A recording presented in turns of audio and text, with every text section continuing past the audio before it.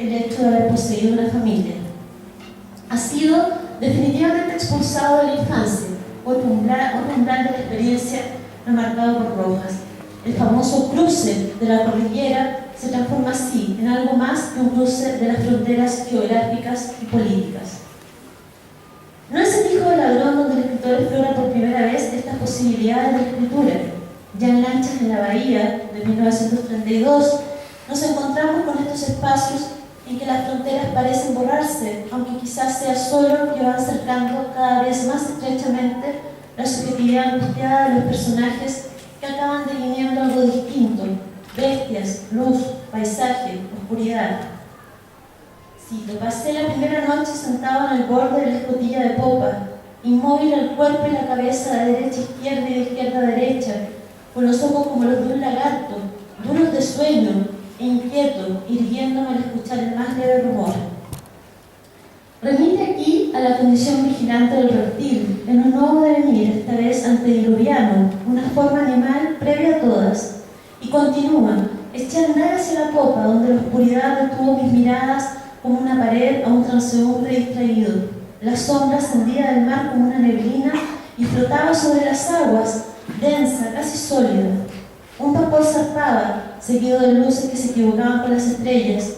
Todo lo que era luz, movimiento, calor, intimidad estaba lejos de mí, habitante de la sombra, inmóvil en la noche, negro en la noche, como un buitre detenido en el tejado de una casa abandonada.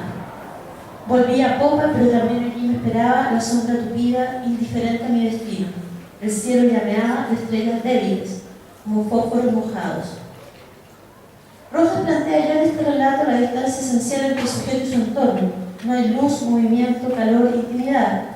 Se encuentra también el movimiento de un sujeto que deviene otro, esta vez habitante de la sombra, negro en la noche. Insiste en traducir así, trópicamente, esas vivencias del límite, presentando la inestabilidad de los diferentes físicos. Es así como se dibujan los límites entre el cielo y el mar. Las estrellas débiles se espejean como fósforos mojados y todo alrededor se ve lejano, ajeno a un yo que finalmente es animal, buitre, imagen de mal agüero, de depredación, de despojamiento. No en vano trae a colación la imagen de una casa abandonada. Son estas líneas de fuga, de estas territorializaciones que van figurando los devenires de una subjetividad marginal, las que se concretan, y con esto tomo una idea del investigador Jan Sanderman, a pesar del gesto territorializador que constituye la escritura de un texto de apariencia memorialística como es Hijo de ladrón.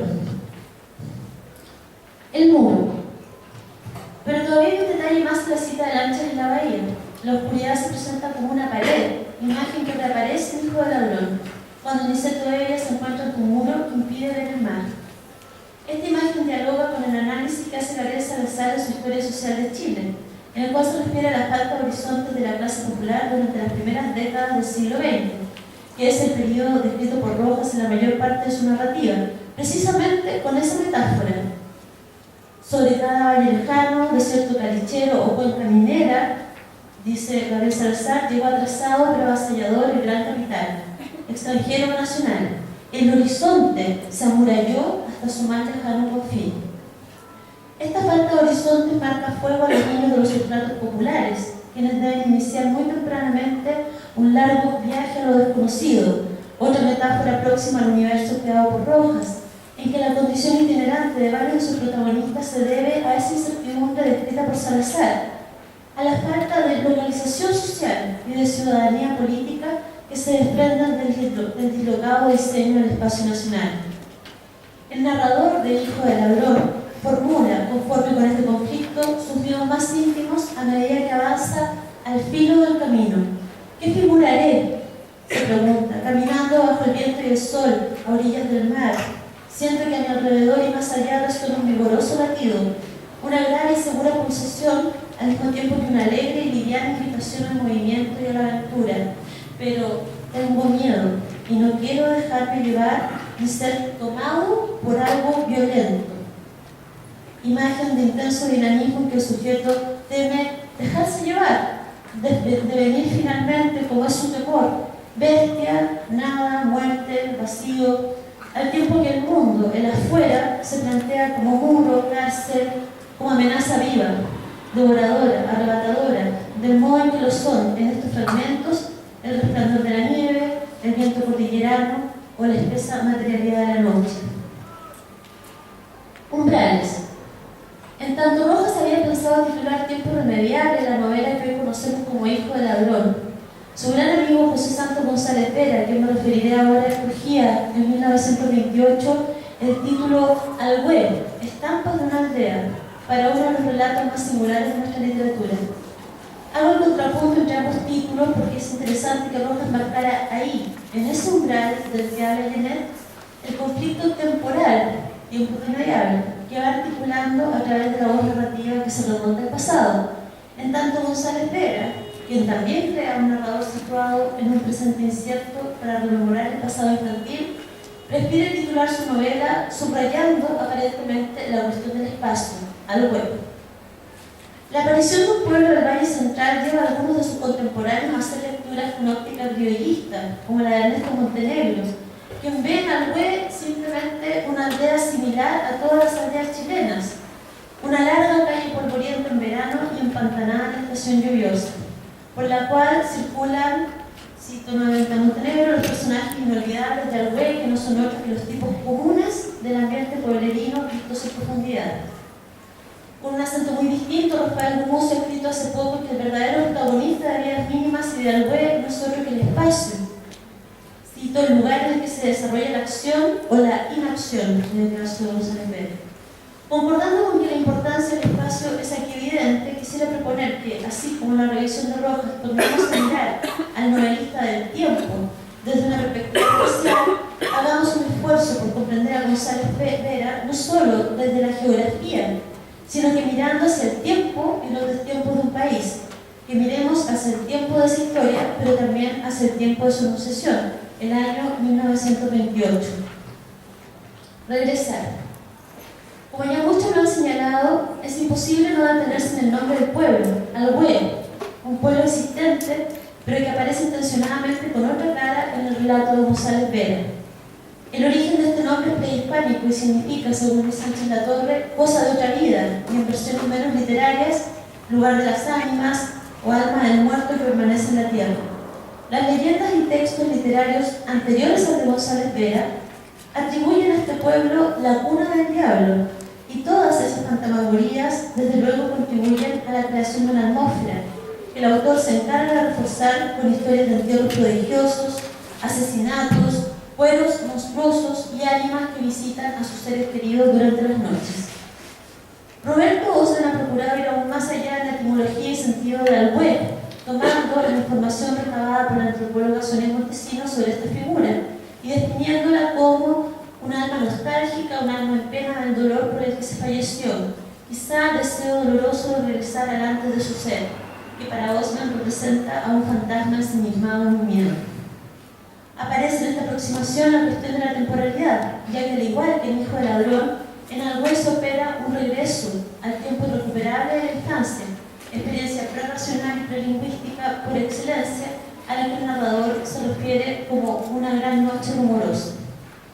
Por otra parte, en la fantasmagoría temporal de Alhué, prácticamente no hay hitos históricos que den cuenta del momento de la diégesis, aunque se mencionan algunos.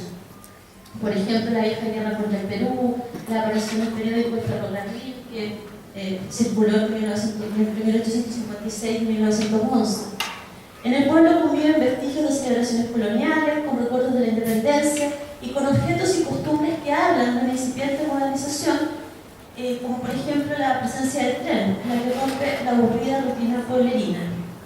A la hora del tren se abrían todas las puertas y unas cuantas personas salían con rumbo a la estación. Encontraban no sé qué placer en mirar a través de las ventanillas las cabezas desgreñadas de los viajeros. Para el pueblo, los hombres del tren formaban una humanidad desconocida, pero latente. Incluso en las calles del pueblo se engasta esta confluencia del pasado con cierta voluntad humanizadora. La calle del Tribulco, donde se ubican los prostíbulos y que evoca, dice el narrador, la ascendencia araucana por su relación con la Trifulca, coexiste con otras que tienen nombres útiles, precisos y localmente históricos. El narrador se regodea evocándolas, calle del Comercio, calle del Progreso o aquella en que él mismo habitaba, linda calle con el cementerio al fondo, que que un alcalde filosófico y lector de Manrique decidió que se llamase Calle de la Unión. Frontera. No es extraño que esta sea la calle del protagonista, ya que es en ella donde se produce la unión entre vivos y muertos del habitante del relato. Del mismo modo que en su narración se unen el tiempo muerto de la infancia y el tiempo anónimo del presente. Procede aquí, por cierto, una espacialización del tiempo, en la medida que las calles, esto es, los espacios, plasman condiciones principalmente temporales, de modernidad, de fugacidad. Al buen constituye de este modo una imagen fronteriza, no solo por su espacio, sino por el tiempo que ocupa. González Vera juega con esto cuando se refiere a su condición de pueblo, en contrapunto con el campo y la ciudad, que vienen a ser en realidad un antes y un después del pueblo, con bondades que el presente eternizado de este último no posee.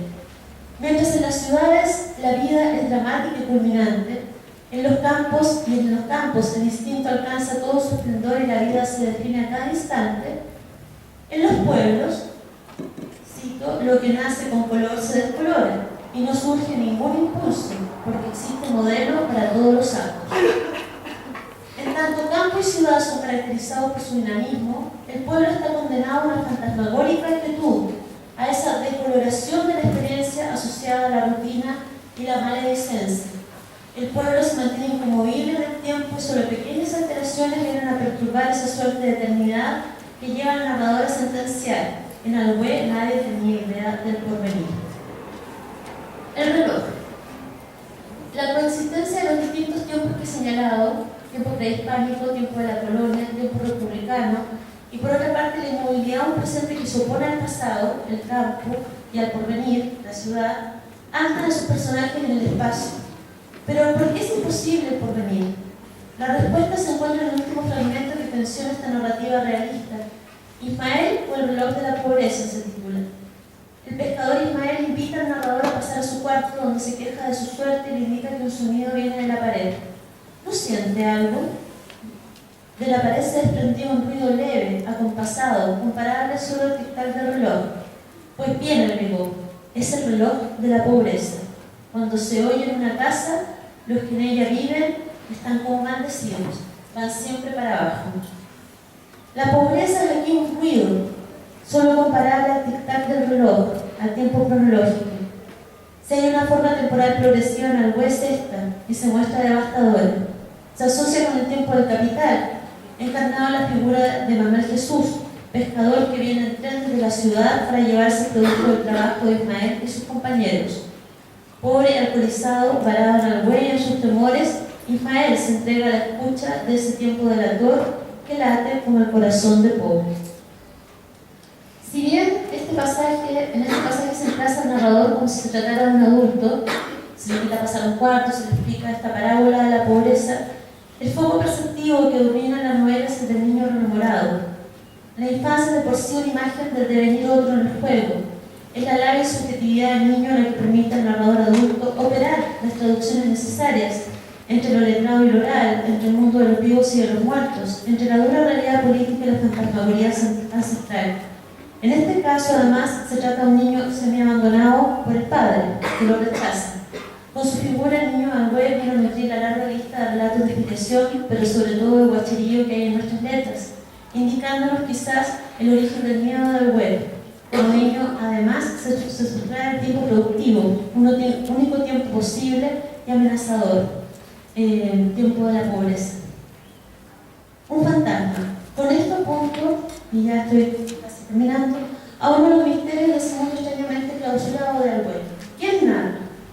Es esta narración que comienza como una novela de formación en que el pasado singular de su protagonista, un niño de 3 años, se va disolviendo en los recuerdos de otros. ¿Quién habla aquí? ¿Dónde? ¿En qué tiempo se encuentra? ¿Salió de Alhué? ¿Es posible salir de ahí? Rafael Gumucio sanca con demasiada facilidad estas preguntas cuando plantea que el narrador, hermano gemelo, dice de Vidas Mínimas, cuenta retazos de su infancia que podrían llegar a explicar su profunda y irreversible desadaptación vital. Gumucio cree ver en el presente del narrador una desadaptación vital de la que no hay vestigios en un texto donde la perspectiva personal cede lugar a los otros, en un giro que ha descrito bellamente el mismo crítico. Toda la obra de González Vera quiere ser la bitácora del tímido viaje hacia el otro. Lo cierto es que nadie podría arreglar una lectura certera sobre este extraño narrador que nos toca levemente con su memoria a media huérfana, sutil como uno de esos algüe, esas almas en pena que visitan a los vivos durante la oscura noche pueblerina, un narrador afantasmado. 1928, ya para terminar, retomo lo que dije cuando comenzaba a hablar de algüe, y que era necesario considerar cuál es el tiempo que se anuncia esta novela, por lo que César Roberto Oslan ha preparado esta cuestión, observando que el tiempo de su escritura, el algüe, coincide con una serie de cambios en la vida del país. El algüe mapuche es, según este crítico, el antecedente imaginario y efectivo del peso de la noche portaliana, y algüe de González Vera es su alegoría narrativa. Quiero agregar al comentario de Oslan un detalle que suele ser omitido. Hay un sesgo crítico y político evidente desde la dedicatoria del libro. El libro está dedicado: perdidos entre la muchedumbre extranjera viven dos chilenos, Horacio Evia y Carlos Vicuña. A ellos dedico estas páginas. 1928. Era costumbre de José Santos González Vera dedicar sus textos, cada uno de los numerosos capítulos de cuando era muchacho y está. Eso indica no solo el bondadoso vínculo que estableció el autor con sus contemporáneos, sino también que en cada texto suyo repercute una experiencia vital o una convicción política que busca ser compartida. Algüe se hace cargo de lo que significó para el país el acceso del coronel Ibáñez del Campo al poder, que reprimió fuertemente a los sectores políticos más progresistas. Evia y Vicuña, vinculados al desandrismo, fueron perseguidos por ese régimen y tuvieron que relegarse a Punta Arenas, luego a Argentina, donde en el exilio trabajaron por el colocamiento del militar. La dedicatoria pone énfasis en su ciudadanía, también en su calidad de desterrados. Aventuro pues que algüe es más que una cálida rememoranza del terruño, o que una alegoría del peso de la noche. Constituye una crítica al cronotopo de la nación, encapsulada entre el tiempo imposible del futuro y los lastres del ayer. En algüe el pasado es una maraña confusa, en que lo colonial adquiere visos diabólicos, en tanto en el accesible porvenir se anuncia como lo diferente.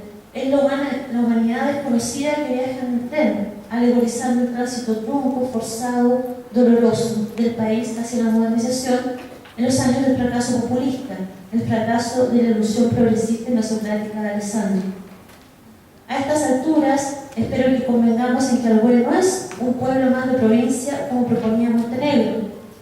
Un escritor contemporáneo, gran admirador de González Vera, que es Ada Ruizama, y que ha escrito hace poco una novela que se llama Ruido, dice: la luz de la provincia chilena se traga el tiempo y deforma el espacio, se come el sonido y lo vomita, destiñe los colores, derrite las formas de todas las cosas. Esta es una cita que no es sino una reformulación de la frase de González Vera, pero en los pueblos lo que nace con color se descolora. Hay aquí una metafísica de la provincia. Esa luz evanescente y esa realidad sobrenatural y amenazadora del tiempo y el espacio, además, solo pueden ser captadas por un niño, cuya experiencia resulta casi tan fantástica como las fantasmagorías del pueblo. La propia niñez, dice el narrador, cuando se ha dado la primera vuelta a la vida es algo increíble. Se concibe que los demás hayan sido niños, porque los demás todo es verificable y lógico. En uno los años inútiles se borran. Sentencia este narrador empleando la incertidumbre de la experiencia infantil para desglosar los tiempos y cruzar de un lado a otro las fronteras de lo vivo y lo muerto, el futuro y el pasado, y para dar contenido mestizo, como dice Osler, a su fabulación política. Una que alegoriza la condición nacional, condición sobre la que escribe también Manuel Rojas, cuando a través del paria, que es también, como el niño González Vera, un testigo imprescindible, un traductor, un pasador, como se ha dicho acá, una persona que pasa y hace pasar contenidos simbólicos y culturales entre imperceptibles fronteras locales. Los dos entrañables amigos con que cuenta la literatura chilena, Rojas y González Vera, proyectan así, en sus narradores y protagonistas, las figuras de dos vigías activos en las fronteras del espacio y el tiempo, de la infancia y de la muerte, del fracaso en el caso de González Vera y de la libertad, sobre todo en Rojas. Gracias.